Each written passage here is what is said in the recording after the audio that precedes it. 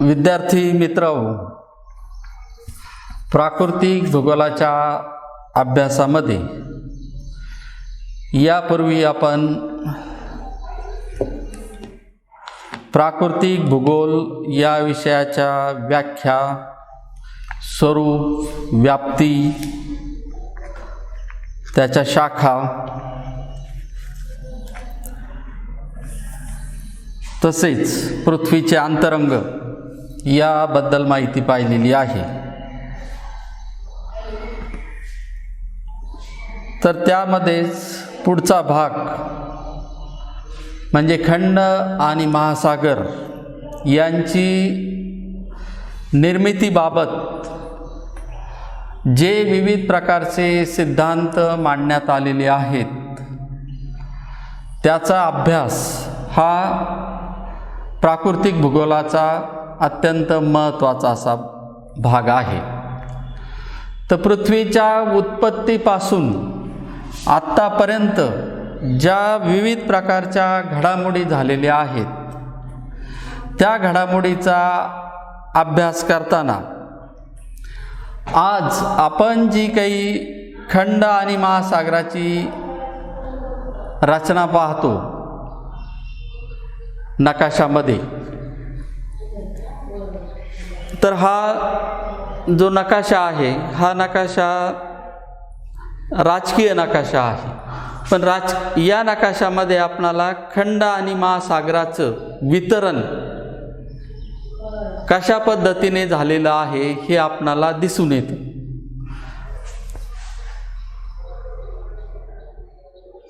खंडामध्ये हा उत्तर अमेरिकेचा खंड आहे, दक्षिण अमेरिका हा एक खंड आहे, आफ्रिका, युरोप, रशिया आणि आशिया खंड। दक्षिणेला या ठिकाणी ऑस्ट्रेलिया हा खंड आहे। या नकाशामध्ये इथं दक्षिणेला असणारा अंटार्क्टिका हा जो काही खंडाचा भाग आहे तो पूर्णतः दिसत नाही, पण या ठिकाणी अंटार्क्टिका हा एक खंड आहे। म्हणजे सर्वसाधारणपणे खंडाचं जे काही खंड आणि महासागराचं जे काही वितरण आहे या वितरणासंदर्भात माहिती आपणाला या नकाशाद्वारे होती। खंडाचं जर आपण असं निरीक्षण केलं तर आपणाला असं दिसून येतं की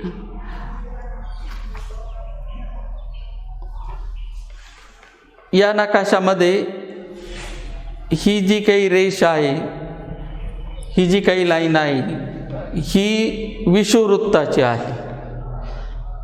विषुववृत्ताच्या दक्षिणेला असणारा जो काही भाग आहे याला दक्षिण गोलार्ध म्हणतात। विषुववृत्ताच्या उत्तरेकडे असणारा जो काही भाग आहे याला उत्तर गोलार्ध असं म्हणतात।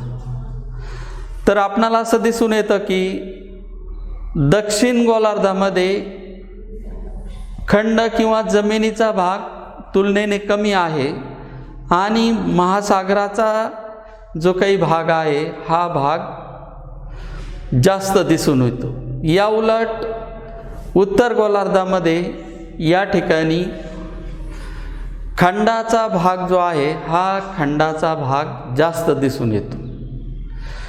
या नकाशाचं जर अजून निरीक्षण केलं वेगवेगळ्या खंडाचं तर आपणाला असं दिसून येतं की जे काही खंड आहे हे खंड उत्तरेच्या बाजूला हे पसरलेले दिसून येतात आणि दक्षिणेचा जो काही भाग असेल प्रत्येक खंडाचा हा निमुळता होत गेलेला असतो। म्हणजे सर्वसाधारणपणे त्रिकोणाची जशी रचना असते तशा प्रकारची रचना खंडाची आपणाला दिसते। उत्तर गोलार्धामध्ये जमिनीचं प्रमाण हे जास्त आहे, खंडाचा भाग उत्तरेकडं विस्तृत झालेला आहे आणि दक्षिणेकडे तो निमुळता होत गेलेला दिसतो आपणाला। तर अशा पद्धतीने सर्वसाधारणपणे आज खंड आणि महासागराचं वितरण भूपृष्ठावर म्हणजे पृथ्वीवर आपणाला या नकाशाच्या साहाय्याने समजून घेता येतं. हे वितरण अत्यंत विषम अशा प्रकारचं आहे. यामध्ये खंडांचे जे काही आकार आहेत हे वेगवेगळे आहेत. नुसते खंड मोठे नाही तर छोटे छोटे बेटंसुद्धा या ठिकाणी समुद्रामध्ये आपणाला दिसून येतात. अशा पद्धतीने बेटांचं वितरण आपणाला झालेलं दिसून येतं. तर आज अस्तित्वात असणारी जी काही रचना आहे ही रचना पूर्वीपासून अशीच आहे का? पृथ्वीच्या निर्मितीपासून हीच रचना अस्तित्वात आहे का? यामध्ये काही बदल झालेत का? या संदर्भात वेगवेगळ्या तज्ज्ञांनी तज्ज्ञांनी आपापली मतं मांडलेली आहेत. तर ती मतं कोणी कशी मांडलेली आहेत? तर सुरुवातीला जर आपण पाहिलं तर 1620 साली फ्रान्सिस बेकन या इंग्रजी तत्त्ववेत्ताने प्रथम खंड आणि महासागराच्या वितरणाच्या संदर्भात विचार व्यक्त केलेला आहे. नीट लक्षात घ्या, इसवी सन 1620 की ज्या काळामध्ये भारतामध्ये किंवा महाराष्ट्रामध्ये शिवाजी महाराजांचा जन्म झाला नव्हता, आपण त्या काळामध्ये घोड्यावर लढाया लढत होतो. तर त्या काळामध्ये युरोपमध्ये म्हणजे विज्ञानाचा अभ्यास केला जात होता. विज्ञानाच्या संदर्भात मतं मांडली जात होती आणि त्याच काळात फ्रान्सिस बेकन या इंग्रज तत्त्ववेत्त्याने खंड आणि महासागराच्या वितरणाच्या संदर्भात मत व्यक्त केलं. त्याने जो काही नकाशा तयार केलेला आहे हा नकाशाचं निरीक्षण करत असताना त्याच्या मनात अशी कल्पना आली की त्याने हा नकाशा घेतला. या नकाशे खंडाचे तुकडे हे वेगवेगळे केले. म्हणजे या खंडाचा तुकडा वेगळा केला, हा खंडाचा नकाशापासून तुकडा कापून वेगळा केला आणि हे तुकडे एकमेकाला जोडण्याचा त्याने प्रयत्न केला. समजा हा तुकडा कापला आणि हा तुकडा कापून या तुकड्याजवळ नेण्याचा प्रयत्न जर केला तर आपणाला असं दिसून येतं की हा तुकडा आणि हा तुकडा एकमेकात बसू शकतो. तो एकमेकात बसू शकतो म्हणजे याचाच अर्थ त्याने असा घेतला की बघ हे दोन्ही तुकडे जे आहेत आज वेगवेगळे दिसतात, ही पूर्वी एकत्र होते की काय? अशा प्रकारचं मत, असा विचार त्याच्या मनामध्ये त्याने आला.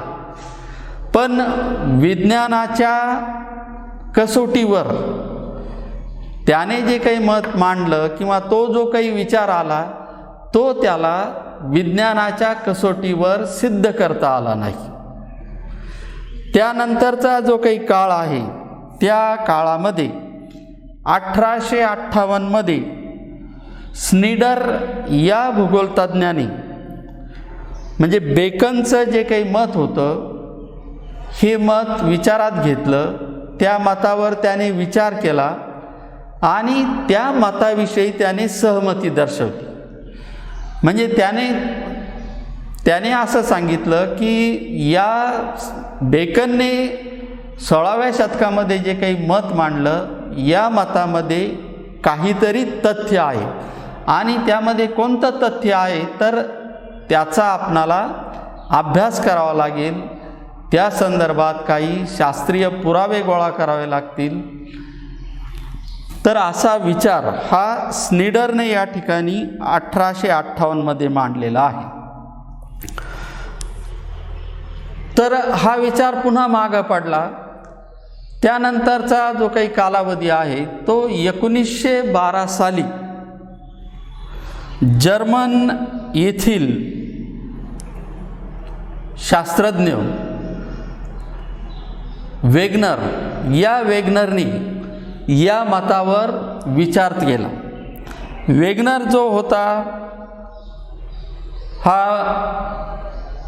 हवामान तज्ज्ञ होता, तसंच तो भूगर्भ तज्ज्ञ सुद्धा होता आणि त्याचा भूशास्त्राचा सुद्धा अभ्यास होता. म्हणजे भूगर्भशास्त्राचा त्याचा अभ्यास होता, हवामानशास्त्राचा अभ्यास होता, त्याचबरोबर वनस्पतीच्या अभ्यासामध्ये, वनस्पतीशास्त्राच्या अभ्यासामध्ये त्याचा रस होता. आणि मग त्याने या मताच्या दृष्टिकोनातून जो काही विचार आहे तो विचार सुरुवात केला. या संकल्पनेवर त्याने अभ्यास करण्यास सुरुवात केली. मग या संकल्पनेवर नुसता अभ्यास करून भागणार नव्हतं, तर ही जी काही संकल्पना आहे ती संकल्पना वैज्ञानिक कसोटीवर पडताळण्यासाठी, मांडण्यासाठी त्या अनुषंगाने वेगवेगळ्या पुराव्याची आवश्यकता होती. आणि त्या दृष्टिकोनातून वेगनरने संशोधन सुरुवात केलं आणि त्या काळामध्ये त्यांनी गृहीतक मांडलं. ते गृहीतक त्याने काय मांडलं, तर त्याने हवामानशास्त्राचा अभ्यास केला, वनस्पतीशास्त्राचा अभ्यास केला आणि भूगर्भशास्त्राच्या अभ्यासातून त्याला असं दिसून आलं की पृथ्वीवर पूर्वीच्या काळामध्ये जे हिमयुग येऊन गेलेलं आहे आणि त्या हिमयुगाचे जे काही अवशेष आहेत ते अवशेष जगातील विविध भागातील देशामध्ये दिसून येतात. म्हणजे हिमयुगाचे अवशेष दिसून येतात, त्या भागामध्ये काही वनस्पतीचे अवशेष दिसून येतात, काही प्राण्यांचे अवशेष दिसून येतात. तर या विविध पुराव्यांचा त्याने अभ्यास केला आणि या पुराव्याच्या अभ्यासावरून हिमयुग जे काही येऊन गेलेलं आहे, हिमयुग येण्याचा कालावधी आणि मग त्या कालावधीमध्ये म्हणजे हिमयुग म्हणजे काय ही संकल्पना आपणाला पहिल्यांदा समजून घ्यावी लागेल. म्हणजे पृथ्वीवर लक्षावधी वर्षापूर्वी बराचसा असा भाग होता की त्या भागामध्ये पूर्ण तो भाग बर्फाने झाकलेला होता. मग बर्फाने झाकण्यामागची विविध प्रकारची कारणं होती. म्हणजे बर्फाचा आज जर आपण पृथ्वीवर पाहिलं तर पृथ्वीवर दक्षिण ध्रुव आणि उत्तर ध्रुवाचा जो काही भाग आहे हा भाग बर्फाने झाकलेला असतो की ज्याला शीतकटिबंध असं म्हणतात. आणि उत्तर आणि दक्षिण ध्रुव हे बर्फाने का झाकलेले असतात, तर त्याचं मागचं कारण असं आहे की पृथ्वीचा जो काही विशिष्ट आकार आहे आणि पृथ्वीचं परिवलन आणि परिभ्रमण, तर ह्या परिस्थितीमध्ये विषुववृत्तावर वर्षभर सूर्यकिरण लंबरूप पडतात. विषुववृत्तावर वर्षभर सूर्यकिरण लंबरूप पडत असल्यामुळं कर्कवृत्त आणि मकरवृत्ताच्या दरम्यानचा जो काही पट्टा आहे, म्हणजे विषुववृत्तापासून 30 अंश उत्तर व दक्षिण हा जो काही पट्टा आहे, या ठिकाणी सूर्यकिरण लंबरूप पडतात, जास्त उष्णता मिळते आणि तापमान हे जास्त असतं. पण जसजसं आपण विषुववृत्तापासून उत्तरेकडे दूर जातो किंवा दक्षिणेकडे जातो, तसतसं पृथ्वीच्या विशिष्ट अशा आकारामुळं या विशिष्ट भागामध्ये पडणारे जे काही सूर्यकिरण आहे हे सूर्यकिरण तिरपे पडतात. सूर्यकिरण तिरपे पडल्याचा परिणाम म्हणजे त्या ठिकाणी कमी प्रमाणात उष्णता ग्रहण केल्या जाते. तिसरा एक महत्त्वाचा मुद्दा असा आहे की पृथ्वीचा जो काही अक्ष आहे, ज्या अक्षाभोवती पृथ्वी स्वतःभोवती फिरते, ज्यामुळं दिवस आणि रात्र होतात, तो अक्ष एका बाजूला कललेला आहे. आणि अशा एका बाजूला कललेल्या स्थितीमध्ये पृथ्वी स्वतःभोवती फिरत असताना पृथ्वी सूर्याभोवती फिरत असते.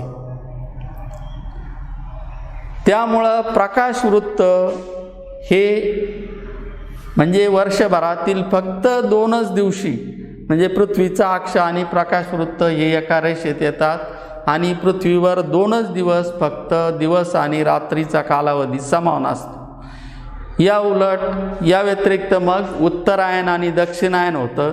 उत्तरायण असलं म्हणजे सूर्याचा उत्तरेकडील जो काही भाग म्हणजे पृथ्वीचा उत्तरेकडील जो काही भाग आहे हा सूर्यासमोर येतो. त्या भागामध्ये दिवसाचा कालावधी वाढतो, उष्णतेची तीव्रता वाढते आणि त्या भागामध्ये उन्हाळा ऋतू होतो. तर हीच परिस्थिती याच्या विरुद्ध परिस्थिती दक्षिण गोलार्धात असते. दक्षिण गोलार्धामध्ये रात्रीचा कालावधी वाढतो, उष्णतेची तीव्रता कमी होते आणि त्याचा परिणाम म्हणजे हिवाळा ऋतू होतो.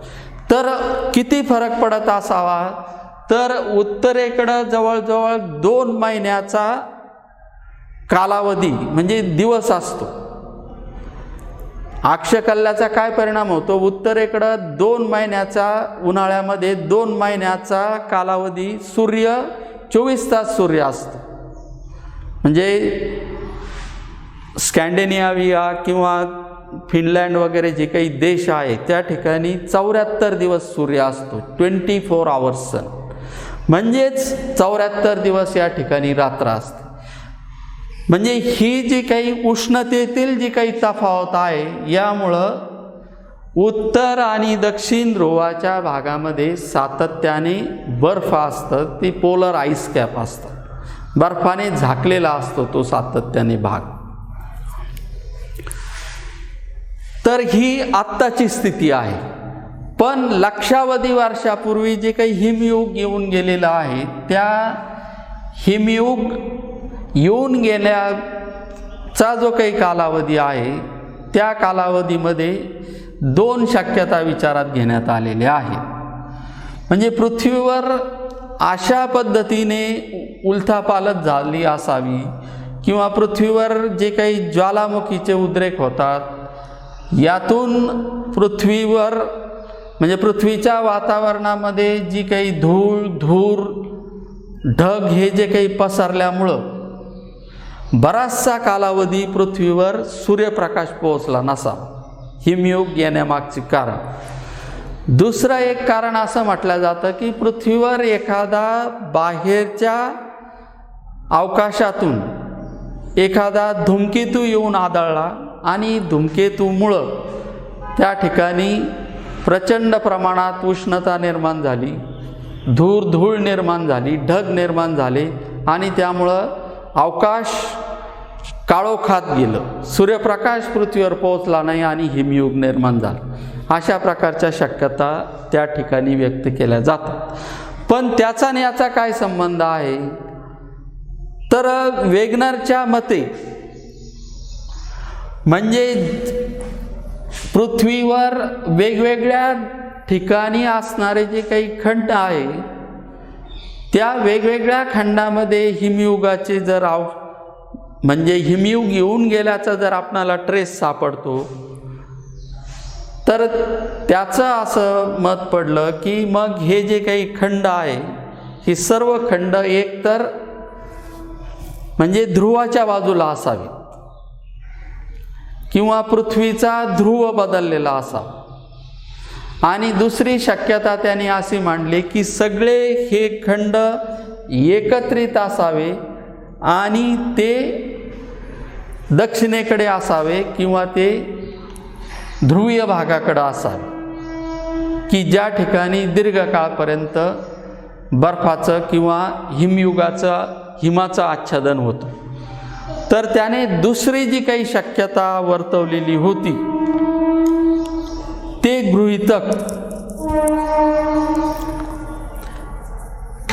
वेगनरने त्या शक्यतेवर अभ्यास करण्यास सुरुवात केली. मग त्याच्या शक्यतेनुसार म्हणजे भूखंडाने त्यांची जागा बदललेली असावी असं गृहीतक त्याने म्हणजे संशोधनासाठी घेतलं. म्हणजे हे जे काही खंड आहे हे भूखंड सुरुवातीला एकत्र होते आणि कालांतराने त्यांनी जागा बदलली. मग जागा बदलली म्हणजे काय केलं तर त्या खंडाचं वहन झाल्याविषयी वेगनरने प्रतिपादन केलं. आपला जो काही सिद्धांत आहे त्या सिद्धांतामध्ये त्याने अशा प्रकारचं गृहीतक विचारात घेऊन त्याने आपलं जे काही संशोधन आहे ते मांडलेलं आहे. तर वेगनर असं म्हणतो की पृथ्वीवर पॅलोझॉइक हा जो काही कालखंड आहे म्हणजे 300 दशलक्ष वर्षापूर्वी पृथ्वीवर केवळ एकच खंड होता आणि एकच महासागर होता. वेगनरने काय प्रतिपादन केलं? पृथ्वीवर एकच खंड होता आणि एकच महासागर होता. तर एक जो काही खंड होता म्हणजे हा पृथ्वीचा भाग आहे. या पृथ्वीच्या भागावर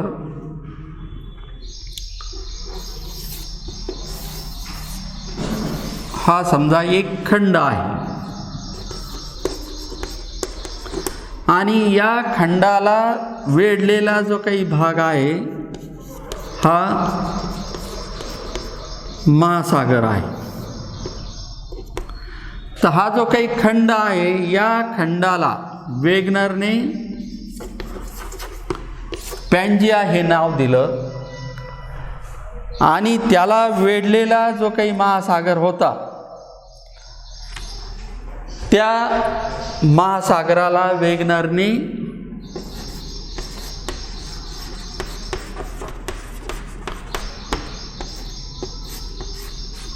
पॅन्थालसा असं नाव दिलं. म्हणजे वेगनरने काय प्रतिपादन केलं? पॅलोझॉइक कालखंडामध्ये म्हणजे 360 दशलक्ष वर्षापूर्वी पृथ्वीवर एकच खंड होता आणि एक महासागर होता. जो काही खंड आहे त्या खंडाला त्याने पॅन्जिया हे नाव दिलं आणि जो महासागर होता याला पॅन्थालसा अशा प्रकारचं नाव दिलं. त्यानंतर लक्षावधी वर्षानंतर म्हणजे जो काही कालखंड आहे हा कार्बोनिफेरस कालखंड आहे. कार्बोनिफेरस कालखंड म्हणजे 300 दशलक्ष वर्षापूर्वी हा जो काही खंड एक अखंड असा जो काही खंड होता या खंडावर पूर्व पश्चिम दिशेने त्याला एक भेग पडली किंवा त्याला एक चीर गेली आणि या खंडाचे 2 तुकडे झाले. हा जो काही खंड आहे या खंडाचे 2 तुकडे झाले. याचा उत्तरेकडील असणारा जो काही भाग आहे या उत्तरेकडे असणाऱ्या भागाला वेगनरने लॉरेशिया हे नाव दिलं. म्हणजे हा लॉरेशिया खंड दक्षिणेकडे असणारा जो काही भाग आहे त्याला गोंडवाना भूखंड असं नाव दिलं.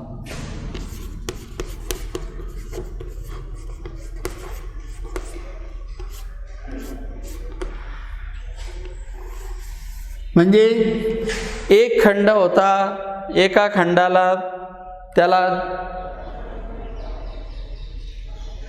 तडा गेला, त्याला चीर पडली आणि त्याचे 2 खंडामध्ये विभाजन झालं. तर कार्बोनिफेरस हा जो काही कालखंड आहे या कालखंडाचं जर आपण माहिती घेतली तर आपणाला असं दिसून येतं की त्या कालखंडामध्ये पृथ्वीवर आमापाशा प्रकारचं वनस्पतीचं साम्राज्य होतं. मोठ्या प्रमाणात जंगलं जी होती ह्या कालखंडामध्ये होती आणि या कालखंडामध्ये ज्या काही भू हालचाली घडल्या त्या भू हालचाली घडल्यामुळं ही जंगलं पृथ्वीमध्ये अंतर्गत भागात जमिनीमध्ये गाडल्या गेली आणि आज जो काही आपणाला कोळसा सापडतो तो कोळसा म्हणजे त्या कालावधीमध्ये गाडल्या गेलेली जी काही जंगलं आहे त्याच्यापासून मिळणारा कोळसा आहे। तर या कालखंडात हे 2 तुकडे झाले। त्यानंतरचा जो काही कालखंड आहे म्हणजे जवळजवळ पुन्हा 40 ते 50 दशलक्ष वर्षाचा जो काही काळ आहे या काळामध्ये या खंडाचे पुन्हा तुकडे झाले आणि या तुकड्यांचं वहन हे वेगवेगळ्या दिशेने झालं।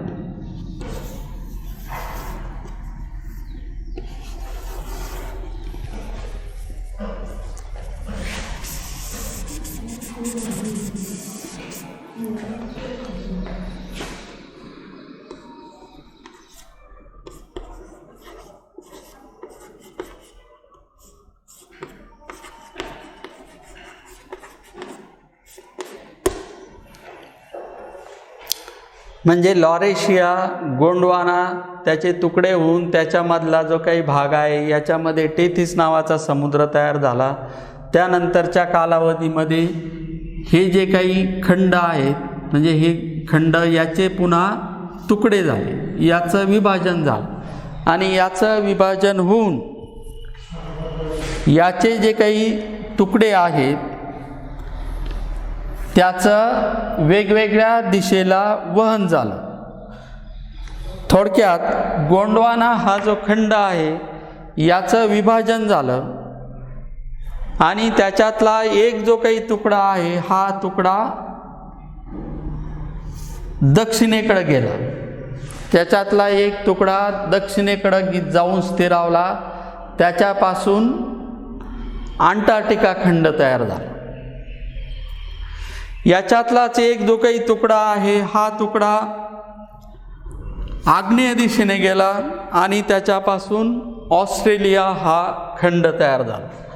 याच्यातलाच एक जो काही तुकडा आहे हा तुकडा पश्चिमेकडे त्याचं वहन झालं आणि त्याच्यापासून हा दक्षिण अमेरिकेचा खंडाचा भाग तयार झालेला आहे। आफ्रिका हा जो काही खंड आहे हा लॉरेशियाचाच भाग आहे आणि याच्यातला एक जो काही तुकडा आहे हा एक तुकडा वेगळा होऊन या तुकड्याचं उत्तरेकडं वहन झालं आणि उत्तरेकडं वहन होऊन याच्यातला हा जो काही तुकडा आहे की ज्याला आपण भारतीय द्वीपकल्प म्हणतो, तर भारतीय द्वीपकल्प हा या गोंडवाना खंडाचा भाग आहे। तर हा या ठिकाणी असणारा लॉरेशियाचा जो काही भाग आहे या भागावर जाऊन धडकला। तर या ठिकाणी पूर्वीला टेथिस नावाचा महासागर होता, त्या महासागराला हा तुकडा धडकल्यामुळं त्या महासागराला वळ्या पडल्या, घड्या पडल्या आणि त्याच्यातून हिमालय पर्वतरांगेची निर्मिती झाल्याचं आपणाला दिसून येतं। तर अशा पद्धतीने लॉरेशियाचे जे काही विविध तुकडे आहे उत्तरेकडच्या भागामध्ये एका तुकड्याचं वहन हे पश्चिमेकडं झालं, त्याच्यापासून उत्तर अमेरिका हा खंड तयार झाला, त्याच्यातील काही भागाचा युरोप, त्यानंतर रशियाचा जो काही भाग आहे हा भाग तयार झाला आणि दक्षिणेकडचा जो गोंडवानाचा भाग होता तो भारतीय उपखंडाचा भाग याला धडकून या ठिकाणी भारत आणि हिमालय पर्वताची निर्मिती झालेली आहे। युरोपमध्ये हीच परिस्थिती निर्माण झाली। युरोप खंडाचा जो काही भाग आहे तो भाग या ठिकाणी धडकल्यामुळं आल्प्स पर्वताची निर्मिती झालेली आहे। तसंच उत्तर आणि दक्षिण अमेरिका हे 2 जे काही खंड आहे या खंडाचं जे काही वहन आहे हे वहन पश्चिमेकडं झाल्यामुळं या दोन्ही खंडाच्या पश्चिम किनारपट्टीला घडीचे पर्वत तयार झालेले आहेत रॉकीज आणि अँडीज हे जे काही 2 पर्वत आहे हे अमेरिकेच्या पश्चिम किनाऱ्याला तयार झालेले आहेत। तर अशा पद्धतीने म्हणजे 360 दशलक्ष वर्षापासून आत्तापर्यंत म्हणजे वेगवेगळ्या कालखंडामध्ये खंडाचं वहन झाल्याचं वेगनरने प्रतिपादन केलं। वेगवेगळ्या कालावधीमध्ये या खंडांचं वहन होऊन आज अस्तित्वात असलेली जी काही रचना आहे ही रचना निर्माण झाल्याचं प्रतिपादन वेगनरने या ठिकाणी मांडलेलं आहे। तर वेगनरने जे काही खंडवहनाचं जे काही मत मांडलेलं आहे याच्या पुष्टीदाखल वेगनरने शास्त्रीय दृष्टिकोनातून विविध प्रकारचे पुरावे दिलेले आहेत।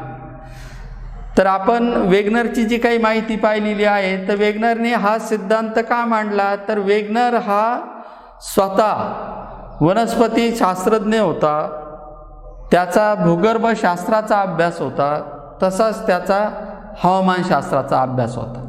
त्यामुळं विविध शास्त्राच्या अभ्यासावरून आणि विविध भागामध्ये त्याने जे काही सर्वेक्षण केलं, विविध भागातील नमुने गोळा केले, त्या नमुन्याच्या अभ्यासावरून त्याने हे मत मांडलेलं आहे। तर वेगनरने जे काही पुरावे दिलेले आहेत तर कोणकोणते पुरावे दिले तर वेगनरने पहिला पुरावा दिलेला आहे तो म्हणजे भौगोलिक पुरावा। कोणता पुरावा तर भौगोलिक पुरावा। भौगोलिक पुरावा म्हणजे कोणता तर या ठिकाणी खंड जे आहेत म्हणजे आता हा दक्षिण अमेरिकेचा खंड आणि आफ्रिकेचा खंड म्हणजे हे नकाशामध्ये जर आपण हे भाग कापून जर जवळ आणले तर हे एकत्र बसतात। तर याला भौगोलिक पुरावा असं म्हणतात की त्याला दुसऱ्याच भाषेत जिक्सॉ फिट असं म्हटलं जातं। जिक्सॉ फिटचा गेम आपणाला कल्पना आहे।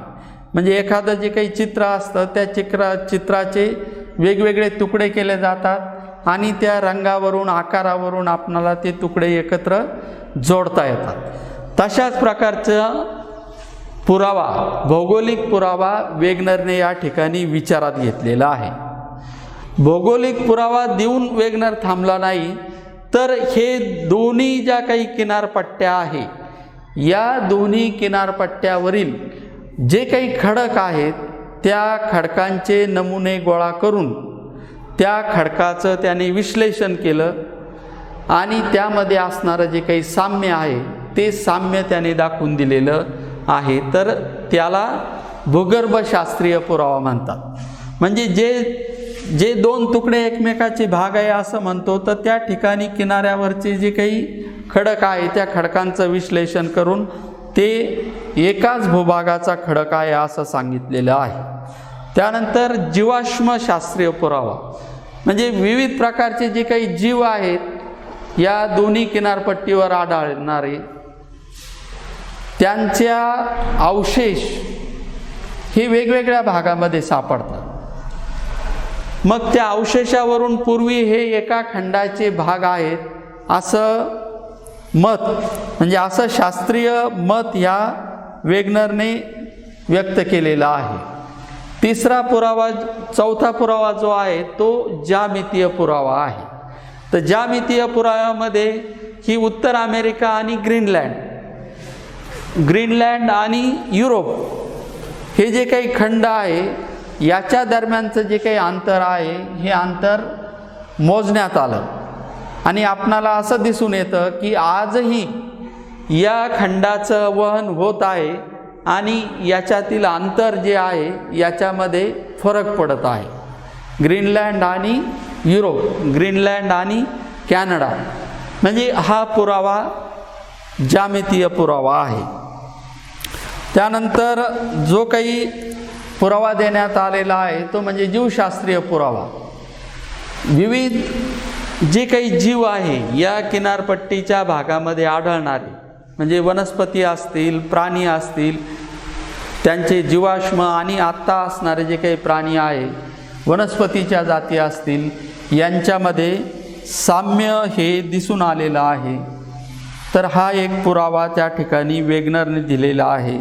त्यानंतर पुरातन काळामध्ये जे काही हवामानाचे बदल झालेले आहेत आणि त्याचा अलीकडच्या काळामध्ये जो काही अभ्यास करण्यात येतो त्यावरून हवामान हे दोन्ही ठिकाणचं एक होतं या संदर्भातले पुरावे वेगनरने दिलेलं आहे. आणि शेवटचा पुरावा त्याने ध्रुवाचं भटकणं म्हटलेलं आहे. म्हणजे पृथ्वीचा आत्ता जो उत्तर आणि दक्षिण ध्रुव आहे तो ध्रुव लाखो वर्षापूर्वी त्याच्यामध्ये बदल झालेला असावा असं मत वेगनरने व्यक्त केलेलं आहे.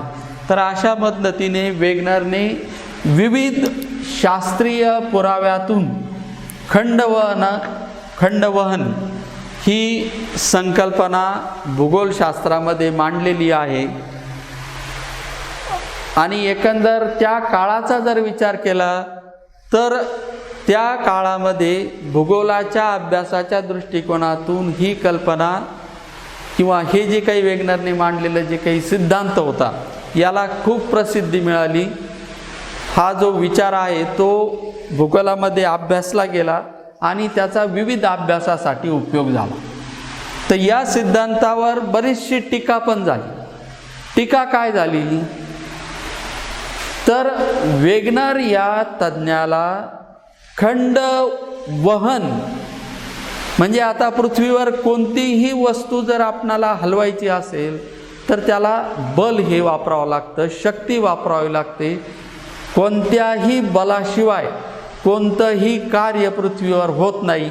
आणि हे महाकाय आकाराचे जे काही खंड आहे हे कोणत्या बळाशिवाय एका ठिकाणाहून दुसऱ्या ठिकाणी शेकडो किलोमीटर गेले या संदर्भात शास्त्रीय दृष्टिकोनातून वेगनरला मांडतात. त्याचं जे काही कारण जे आहे खंडवहनाच्या मागची असणारी शक्ती आहे ते जे काही कारण आहे ते त्या काळामध्ये सिद्ध करता आलं नाही. ही महत्त्वाचा आक्षेप हा या सिद्धांतावर घेण्यात आलेला आहे. पण भूगोलाच्या अभ्यासामध्ये आजही खंड आणि महासागराच्या वितरणाच्या संदर्भात हा सिद्धांत अतिशय महत्त्वाचा मानला जातो. थँक्यू.